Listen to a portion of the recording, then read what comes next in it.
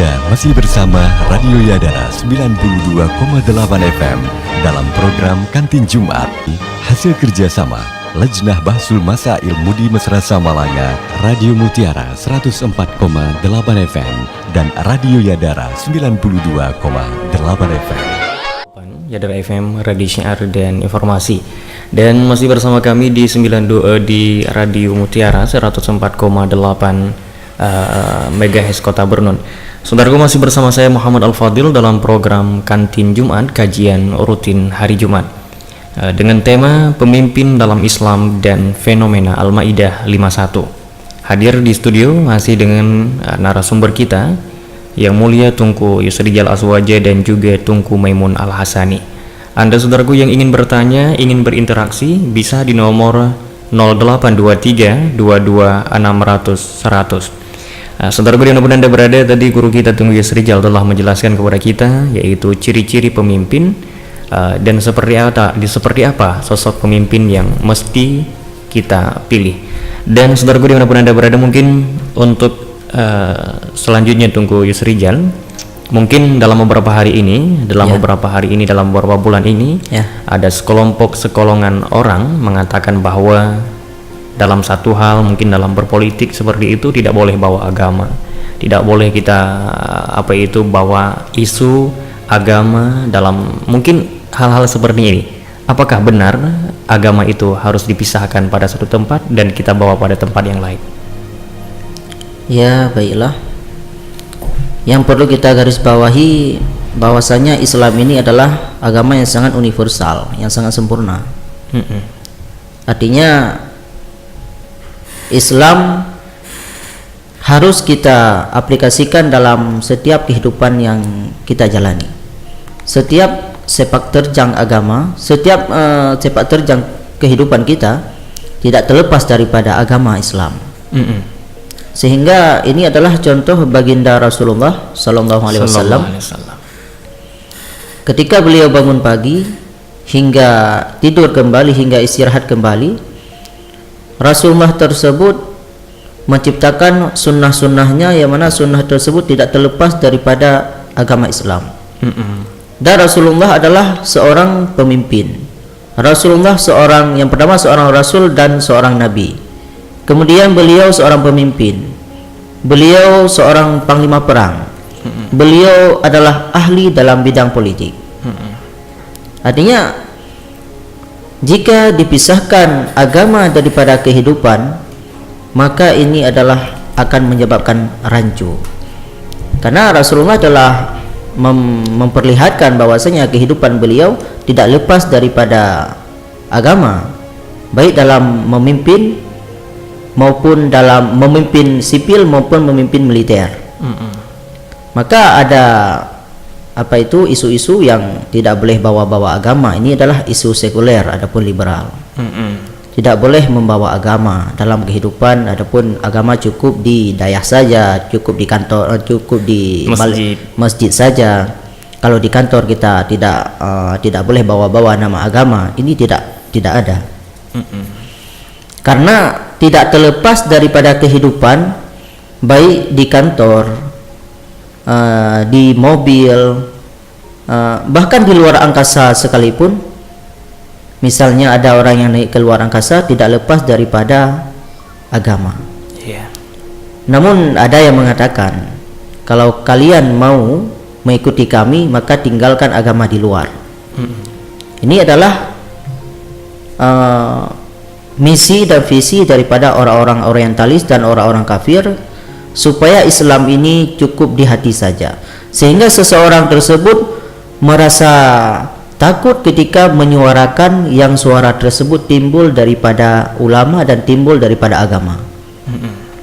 Maka setiap manusia ini, yang pertama mereka harus memiliki agama. Memiliki artinya harus untuk keselamatan di dunia dan akhirat, kita harus beragama Islam. Kemudian Islam yang ahlu sunnah wal jamaah, dimanapun dan kapanpun. Kemudian dalam kehidupan sehari-hari, praktek kita di rumah maupun di luar rumah, tidak lepas daripada catatan malaikat. Sehingga dalam Al-Quran pun pernah dinyatakan, sesungguhnya hatimu, seluruh tanganmu akan dihisab oleh Allah Subhanahu wa taala. Dalam bernegara pun tidak lepas daripada anjuran-anjuran agama. Mempertahankan negara adalah bagian daripada agama, apalagi mempertahankan agama daripada pelecehan orang-orang yang non-muslim. Ini juga adalah kewajiban dan hak bagi setiap orang Islam. Ini adalah bagian daripada agama kita. Maka dalam kitab fikah terdapat yang pertama bab taharah, artinya hubungan kita dengan Allah Ta'ala. Adapun bab umudiyah, hubungan kita beribadah kepada Allah Subhanahu wa Ta'ala. Kemudian yang kedua bab munakahat, hubungan kita, tata cara menghalalkan lawan jenis supaya sah dalam berhubungan. Kemudian yang ketiga, ketika ibadah kita telah benar dan dalam munakahah telah benar, juga dalam Al-Quran juga dalam fikah juga diajarkan bagaimana tata cara untuk mencari nafkah yang benar, yaitu bab tijarah, adapun bab muamalah. Dalam bermuamalah tersebut timbullah beberapa konsep. Bermuamalah tersebut harus seperti yang dituntun oleh agama Islam, tidak menipu, tidak yang haram, saling menjaga. Namun setelah ibadah kita benar, setelah muamalah kita benar dan munakahat juga sebagaimana dituntutkan dalam agama, ada dalam kitab fikah tersebut menerangkan tentang babul hudud, yaitu bab tentang bagaimana jika ada seorang itu yang melanggar syariat Islam. Ini berlaku, ada yang berlaku kepada muslim maupun yang non muslim. Maka tidak boleh bawa-bawa agama dalam satu hal. Ini tidak ada, tidak dibenarkan karena memang Islam ini telah lengkap dengan struktur pendidikan yang terdapat dalam konsep fikah Islam. Iya. Baik, mungkin begini Tunggu Yusrijal, ada orang yang katakan bahwa dalam pemerintahan tidak boleh bawa agama karena di situ tempat yang jijik, tempat yang busuk, tempat yang kotor. Hal seperti ini sehingga banyak orang berpemikiran bahwa agama itu hanya pada tempat-tempat yang suci, pada tempat-tempat yang bersih, seperti di pesantren, di masjid-masjid, di musala-musala. Mungkin di situ saja yang patut kita bicarakan agama. Di sana tidak dibolehkan karena tempat itu kotor. Ini bagaimana? Ya, ini sangat menarik memang. Kemudian ini ada ayat Al-Quran, wal takum minkum ummatu yad'una ilal khairi wa ya'muruna bil ma'rufi wa yanhauna 'anil munkar. Artinya ideal umat yang baik yang menyerukan kebaikan dan menegah daripada kemungkaran. Nah, maka jika agama cukup di pesantren, maka untuk menata kehidupan hanya di pesantren. Ketika keluar dari pesantren, maka agama tersebut tidak dipakai lagi. Padahal dalam Al-Quran, hendaklah engkau menjadi orang yang menyeru kebaikan dan menegah daripada kemungkaran. Orang yang menjadi pemimpin harus memakai agama, karena untuk menegah kemungkaran dengan kacamata agama.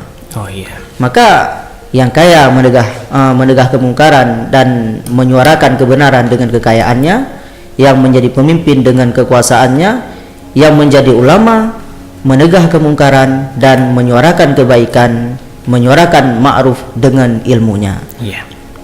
Baik, Tunggu Yusrijal, luar biasa. Mungkin insya Allah kita akan lanjutkan dengan aksi damai yang dilakukan 4 November yang lalu. Mungkin sebelumnya Tunggu Maimun Al-Hasani, bagaimana sebenarnya sikap kita sebagai orang yang beriman, sebagai orang Islam menanggapi fenomena aksi damai 4 November menuntut keadilan di Republik yang kita cintai ini?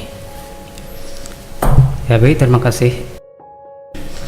Perlu kita ketahui bersama sikap kita terhadap penistaan agama yang terjadi beberapa hari yang dahulu.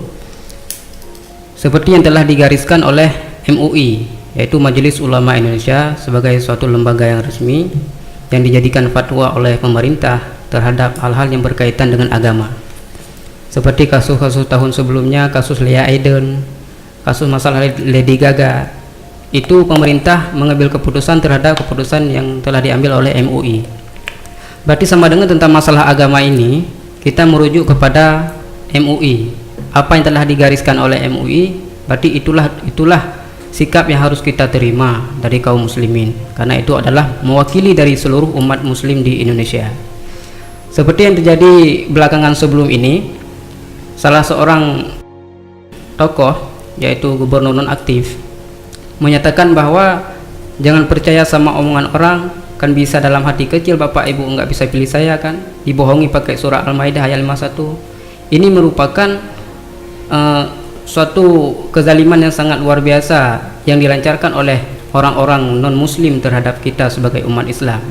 Maka dari itu MUI mengambil sebuah kebijakan, mengambil sebuah keputusan yang bahwa perkataan tersebut adalah merupakan menghina Al-Quran ataupun menghina ulama-ulama yang menyampaikan isi Al-Quran tersebut, ulama, Rasulullah, sahabat dan sebagainya.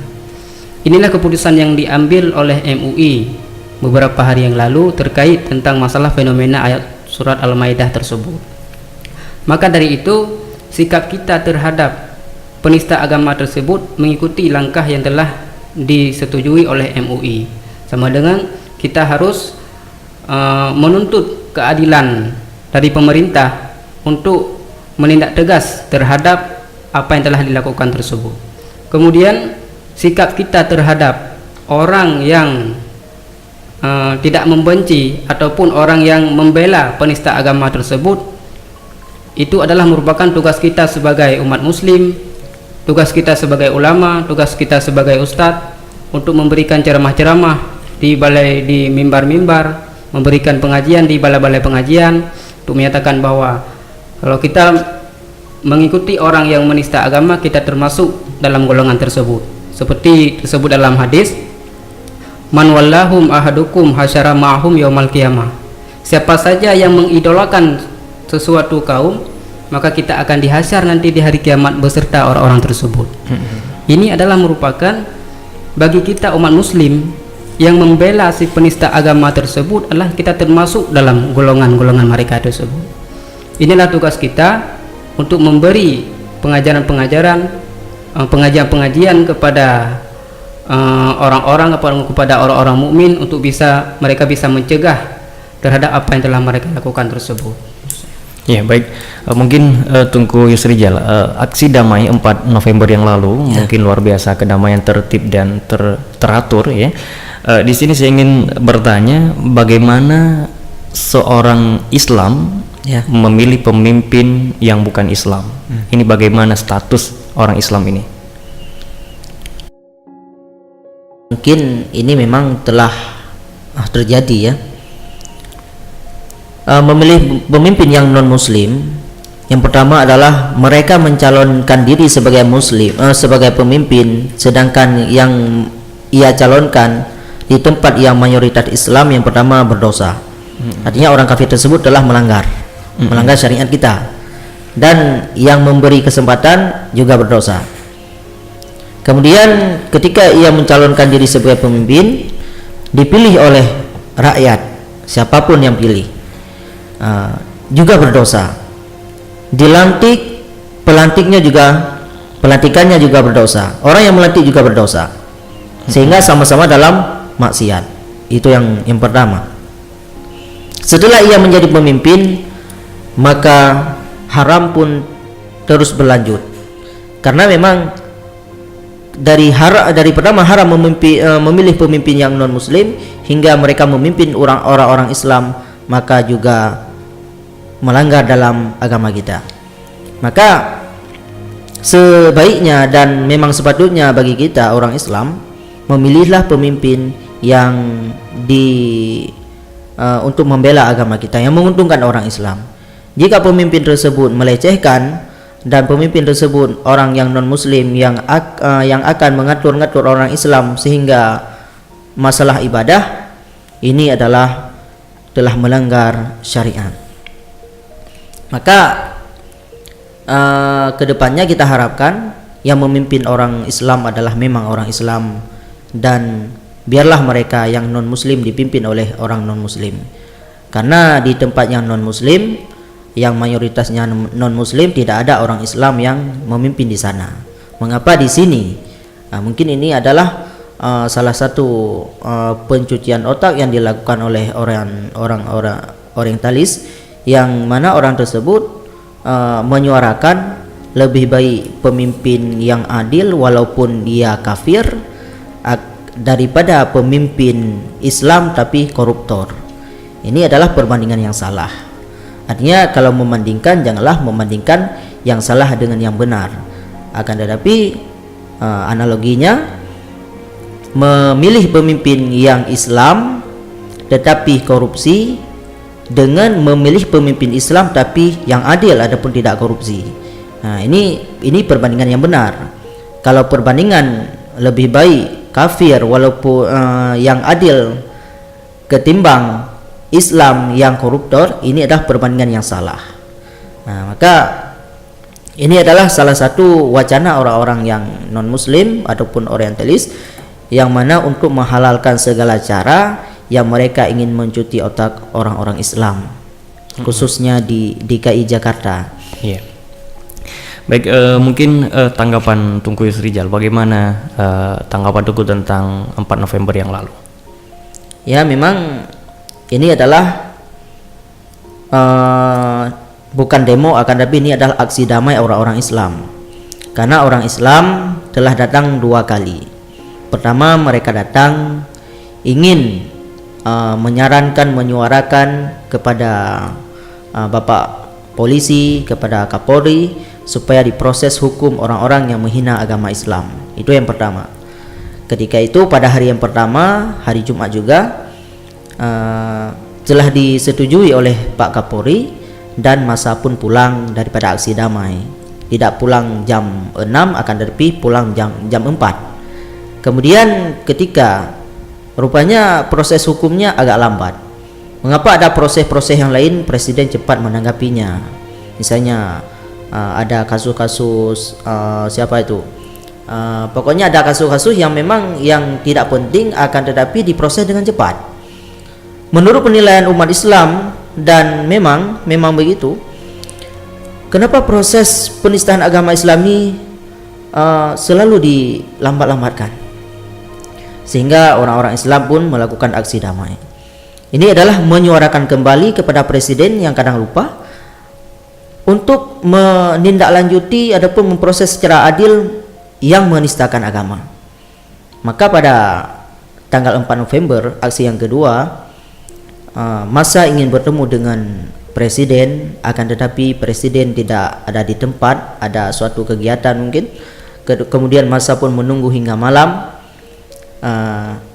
Sebenarnya ini adalah aksi damai, tidak ada terjadi apa-apa. Akan tetapi ada terjadi yang namun itu adalah bukan daripada pendemo, tapi daripada itu provokator yang ingin merusak perdamaian. Maka aksi umat Islam pada waktu itu telah benar menurut syariat Islam, dan telah benar menurut negara kita, demokrasi yang boleh menyuarakan suara ekspresi yang tujuannya untuk menegakkan keadilan. Mereka tidak meminta harta dan mereka tidak meminta apa-apa, ya, namun mereka meminta keadilan untuk diproses secara hukum. Iya, baik, Tunku Yusrijal, luar biasa. Saudaraku dimanapun Anda berada, mungkin untuk Tunku Maimun Al-Hasani, saya ingin bertanya bagaimana Tunku orang yang mendukung pemimpin yang fasik, kemudian pemimpin itu terangkat menjadi pemimpin, bagaimana status orang yang mendukung ini, dan bagaimana juga yaitu orang-orang yang ingin mengangkat pemimpin-pemimpin yang di luar garis Islam. Namun jangan dijawab dulu, Tunku. Insyaallah kita akan menjawab setelah jeda berikut ini. Anda masih bersama Radio Yadara 92,8 FM dalam program Kantin Jumat.